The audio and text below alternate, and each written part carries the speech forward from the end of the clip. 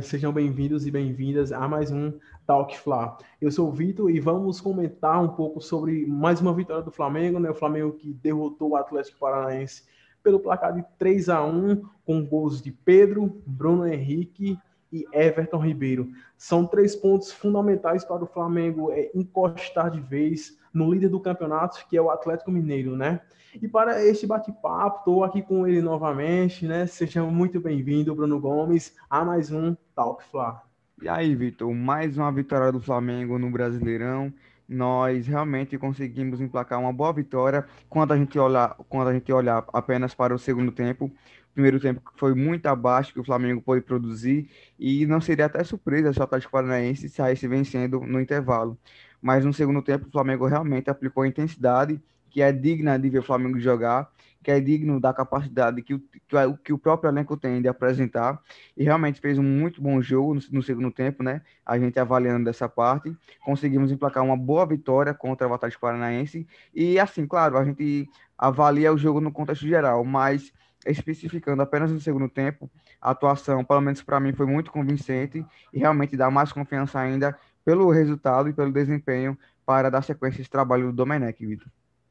Exatamente, Bruno. E você aí falou a respeito do primeiro tempo do Flamengo, né? Então, o primeiro tempo do Flamengo foi muito sonolento, preguiçoso demais, é uma equipe que deu espaço para o Atlético Paranaense, tanto é que o time paranaense teve a oportunidade de fazer 1-0 ou até mesmo 2-0, né? Principalmente ali, a partir do momento que eles optaram por marcar em cima a saída de bola do Flamengo, adiantando as linhas e sufocando a equipe carioca justamente no setor defensivo do Flamengo. E o Atlético Paranaense conseguiu criar várias oportunidades em cima disso, né? Marcando o Flamengo sob pressão, forçando o Flamengo a errar. O Flamengo, no primeiro tempo, utilizou bastante de chutões, de lançamentos para frente, justamente porque não tinha opções para sair jogando. O Ilharão, que fez um péssimo primeiro tempo, péssimo, péssimo mesmo. Ele e Vitinho foram de longe os piores jogadores do Flamengo, analisando no contexto geral, principalmente no primeiro tempo, né? Então, Bruno, aí na segunda etapa o Flamengo veio com outra postura, já que o jogo estava 0-0, o treinador mexeu na equipe, colocou Everton Ribeiro no lugar de Vitinho, que, como eu falei, fez uma atuação péssima. E aí o Flamengo já mudou drasticamente. Everton Ribeiro começou a chamar a responsabilidade, começou a procurar mais aproximações com a Arrascaeta, e aí aquilo, né? Dois jogadores muito acima da média do nível continental, jogando na mesma equipe, um procurando o outro o tempo inteiro, fica muito complicado de parar, né? Com o Everton Ribeiro jogando muito e procurando as aproximações de Arrascaeta, praticamente o Flamengo matou o Atlético Paranaense nisso, né? Pois E eu queria destacar também, Bruno, antes de passar a vez para você, uma atuação absurda de Gerson. Gerson jogou demais, jogou muito, muita bola mesmo. Ele praticamente doutrinou ali no meio-campo, sendo muito utilizado nas escapadas pelo lado esquerdo. Defensivamente também foi muito cirúrgico, voltando bastante para recompor defensivamente. Gostei demais da atuação do nosso camisa 8. E você, Bruno, como você chegou ao jogo? Então, Vitor, a postura do Flamengo, ela mudou totalmente, justamente pela entrada do Everton Ribeiro, como você citou. O Vitinho, no primeiro tempo, pelo lado direito, realmente não conseguiu produzir nada, ao contrário do Bruno Henrique, que nesse jogo realmente, mais uma vez, foi uma válvula de escape do Flamengo para aquele setor esquerdo, criando jogadas, tendo bolas em profundidade e realmente é, criando chances de perigo para a defesa do Atlético Paranaense. O Everton Ribeiro, assim, sem palavras, mais uma vez, a gente não tem mais o que comentar do Everton Ribeiro, e eu queria chamar de destaque mais para o Arrascaeta. Não apenas, Vitor, pela atuação de hoje, ou do Independente, ou contra o Palmeiras, que são partidas que realmente são do nível do Arrascaeta, mas ele teve uma mudança de posição, Vitor, com o Domenech, que ele é atuando mais centralizado.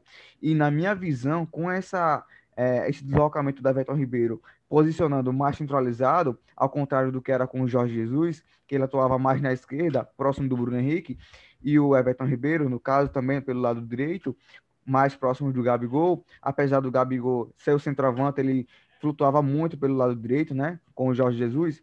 Aqui, com o Domenech, o Arrascaeta, ele realmente tem uma posição como posso dizer, mais definida em campo.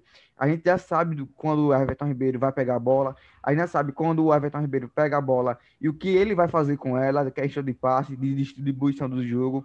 Ele realmente flutua ali no meio campo, porém mais centralizado ali como camisa 10. E acredito que isso turbinou mais ainda o desempenho do Arrascaeta, o desempenho do uruguaio, que para mim está sendo um dos melhores jogadores nessa volta do futebol após a paralisação, Vitor. Exatamente, Bruno. E como você falou aí muito bem a respeito desse novo posicionamento de Arrascaeta, né?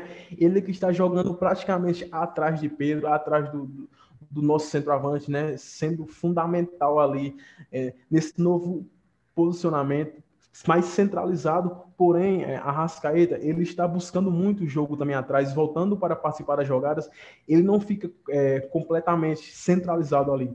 Muito pelo contrário, é um jogador que está dando uma dinâmica de jogo muito interessante, voltando para fazer lançamentos verticais, para conseguir ainda mais quebrar a linha defensiva do Atlético Paranaense. Ele conseguiu fazer isso em vários lances, principalmente na segunda etapa, desmontando o sistema defensivo do Atlético Paranaense, né? E aquilo, Bruno, a Arrascaeta, estando em alto nível, com Bruno Henrique, que voltou a jogar muito bem, e tendo Everton Ribeiro, fica muito difícil de parar o Flamengo, né? São três jogadores assim que se movimentam bastante, que já se conhecem, né? E que um procura o outro ali. E como eu falei, se eles estiverem bem fisicamente, tecnicamente, fica muito complicado de parar esse Flamengo. Isso aí. E, Vitor, a gente falou agora do Everton Ribeiro da Arrascaeta, com os destaques merecidos, e a partir do jogo contra o Sport, na quarta-feira, né, nós não vamos ter esses dois jogadores em campo. Então, realmente, a gente sentirá muita dificuldade, principalmente nesse setor de criação, no setor de ataque, mas nós temos elencos. Nós temos elenco, nós temos jogadores que podem suprir, não do mesmo nível, mas assim, fazer o feijão com arroz, fazer o necessário, porque a gente sabe que substituir do mesmo nível jogadores como Everton Ribeiro e Arrascaeta, eu acho que não tem jogadores iguais no Brasil que realmente possam substituir eles em campo. E, isso, Vitor, exatamente, Bruno. E como você bateu nessa tecla aí de falar que o Flamengo tem elenco, né? Eu queria destacar aqui mais uma atuação muito boa, muito segura do nosso zagueiro jovem, Natan, que chamou a responsabilidade novamente. Ele é muito seguro, ele que tem uma boa imposição física, um ótimo posicionamento e é um jogador que parece uma rocha. Ele é extremamente duro, mas é aquilo, é difícil de bater ele, difícil de passar por ele. Tanto é que quando os atacantes do Atlético Paranaense tentavam passar por ele, ele conseguia recuperar a jogada, seja com um carrinho ou até mesmo ganhando na imposição física e na velocidade. É um zagueiro jovem, tudo bem que ele precisa evoluir em alguns aspectos, porém ele já surge que, para mim, no momento, ele deve receber mais oportunidades para atuar ao lado de Rodrigo Caio. Hoje, analisando hoje mesmo, eu sinto mais segurança em Natan do que Léo Pereira e Gustavo Henrique, que se caso um desses dois voltarem ao time titular para jogar justamente na posição de Natan, acho que vai ser muita incoerência e ambos, se realmente se concretizar isso que eu estou falando, vão receber essa oportunidade no time titular justamente por causa do nome, né? Porque pelo futebol praticado, principalmente hoje, o Natan está passando muito mais segurança do que os dois. Você concorda com isso também, Bruno? Isso, Vitor, no caso, é até fácil de imaginar um pouco isso por causa do Domenech e pelo rodízio que ele faz. Se realmente o Nathan, ele de fato entrou nesses jogos e realmente, e, assim, o desempenho dele foi absurdo, né? Dadas as circunstâncias que nós enfrentamos ultimamente, ele se saiu muito bem. Então, assim, eu não será surpresa se o Nathan permanecer nesse time titular, não apenas pelo futebol que ele apresenta, mas também pelos outros zagueiros do Flamengo, em especial o Gustavo Henrique e o Léo Pereira, não terem suprido muito bem a saída do Pablo Mari. Realmente foi uma lacuna que o Pablo Mari deixou. O Flamengo fez duas contratações apenas para essa posição e nenhum dos dois jogadores que foram contratados, eles realmente deram conta. Então, realmente, o Rodrigo Caio, hoje eu posso dizer que ele é o único jogador da zaga que é titular 100%. O Nathan, beleza, fez esses jogos, né? Muito bem. Mas claro que ele pode vir a falhar no jogo futuro e depende muito da reação da torcida, se realmente vai já queimar o jogador, porque a gente já sabe como é a torcida do Flamengo no geral, ou se realmente vai entender que ele é um jovem, que é normal errar e que ele tem muito a amadurecer no futuro. Então, não seria surpresa também se a dupla de zaga do Flamengo titular hoje fosse Nathan e Rodrigo Caio.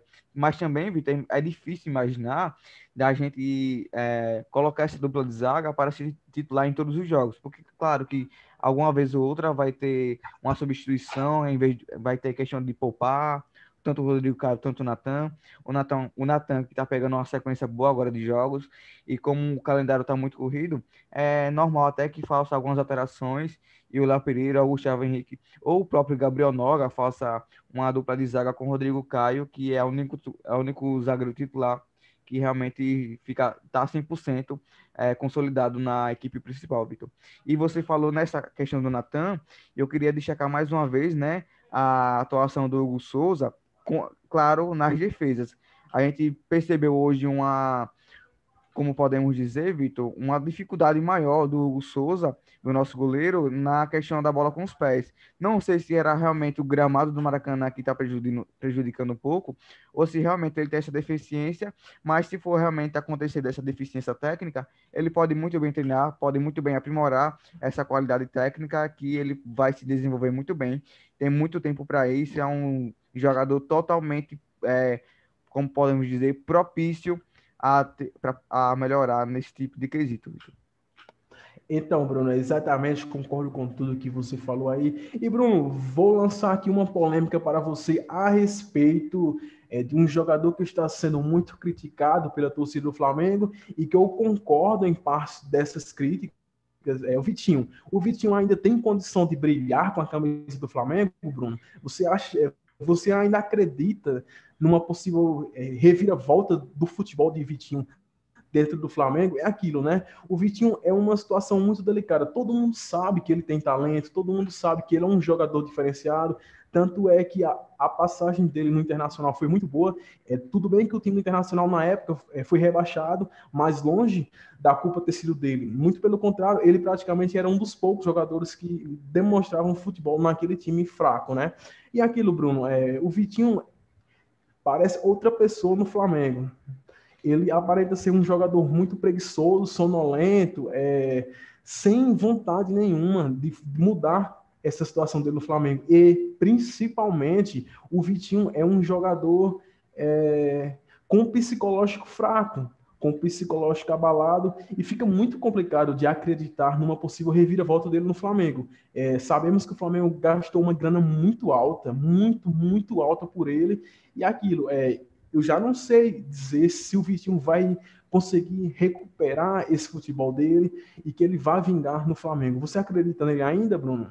Vitor, eu acho que a paciência que o torcedor do Flamengo já teve com o Vitinho, essa paciência ela já se esgotou, porque o Vitinho fez 2 anos de Flamengo, agora em julho, né, nesse ano, e até agora ele não mostrou para o que veio. Uma vez ou outra ele faz uma partida muito boa, mas quando ele entra, ele tem muitas oportunidades. Ele não é um jogador do elenco que pode reclamar de falta de oportunidades, porque quando ele tem, ele simplesmente não dá conta, Vitor. Ele é um jogador que realmente ele ainda não mostrou para o que vem, entendeu? E é importante destacar que o Flamengo gastou mais de 40 milhões de reais na contratação do Vitinho e que ele realmente deve receber um salário alto pela contratação que houve naquele tempo. Então, é um jogador que, pelo custo-benefício, está saindo muito caro para o Flamengo, porque até agora ele não mostrou para o que veio, Vitor. E assim, na minha visão, eu tentaria negociar ele, certo? Para outro clube, seja por empréstimo ou até mesmo para uma venda, porque o espaço que ele está tendo hoje no Flamengo, ele está tirando de outro jogador da mesma posição, seja do Michael ou de algum outro jogador da base que está deixando de receber oportunidades porque tem o Vitinho no elenco. E a gente sabe que o Vitinho hoje, ele não é um jogador que pode entregar tudo aquilo que tem, porque esse problema emocional, que de fato pode ser trabalhado, porém já foram 2 anos que a gente esperou do Vitinho assumir o papel não de protagonista, mas de alguma vez ou outra destacar e poder substituir bem algum jogador, entrando, saindo da reserva, entrando para o time titular no decorrer dos jogos, mas até agora ele realmente não teve essa atuação digna do custo-benefício que ele causou para o Flamengo, da contratação de mais de 40 milhões de reais e pelo salário alto que ele deve receber no Flamengo. Pois é, Bruno, fica muito complicado de imaginar uma possível reviravolta de Vitinho no Flamengo, né? Então, Bruno, e para a gente finalizar aqui mais um Talk Fla, vamos aos destaques finais, né? No caso, você começa destacando e eu finalizo. Então, Bruno, para você, qual foi o grande destaque desse jogo contra o Atlético Paranaense? Vitor, meu destaque para esse jogo contra o Atlético Paranaense, eu falei muito do Arrascaeta, né, no começo desse episódio do Talk Fla, mas o meu destaque vai para o Bruno Henrique, certo? Ele fez um gol de pênalti e tudo mais, contribuiu demais nas jogadas criativas no ataque.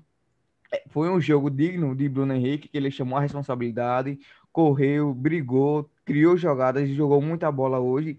Então, e o Bruno Henrique, eu tanto pegava no pé dele, né, Vitor, se você não se lembrava, da questão das más atuações que ele vinha tendo, principalmente quando o Domenech assumiu os primeiros jogos.